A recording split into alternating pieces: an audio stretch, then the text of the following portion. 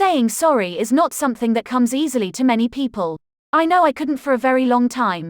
I was too self-righteous and arrogant to be able to apologize. I learned how to behave like this from my father, and then I met my match, a boyfriend who made me look at my own actions. Now I've learned that not only do we all make mistakes, but what a magnificent gift it is to be able to admit them and then apologize as well. Of course, not all apologizing is powerful. The British tend to say sorry too often, as a way of pleasing other people.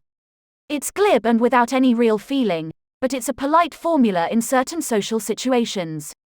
Powerful saying sorry is about real communication, it's honest and heartfelt.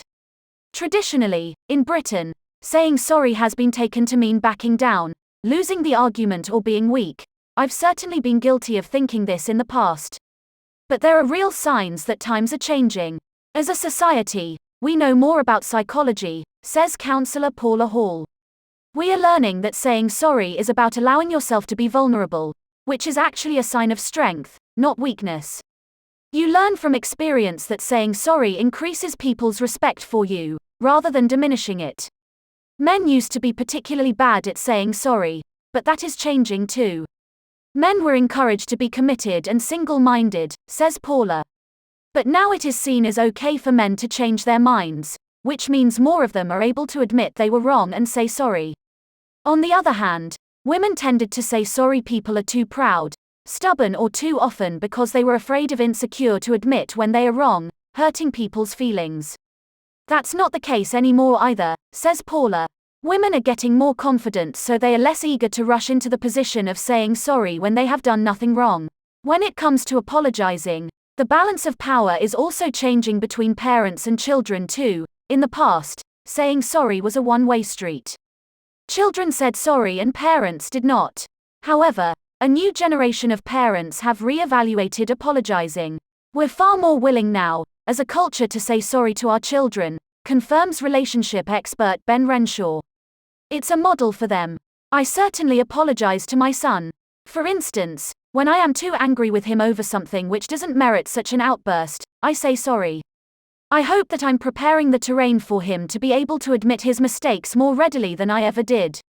So, it is very healthy for parents to be able to admit they get it wrong, and children learn that even their parents are fallible. Yet some situations saying sorry, as Elton John pointed out, seems to be the hardest word. Psychotherapist Beverly Engel, who conducts apology seminars for companies, believes an apology is probably the most effective means of resolving business disputes.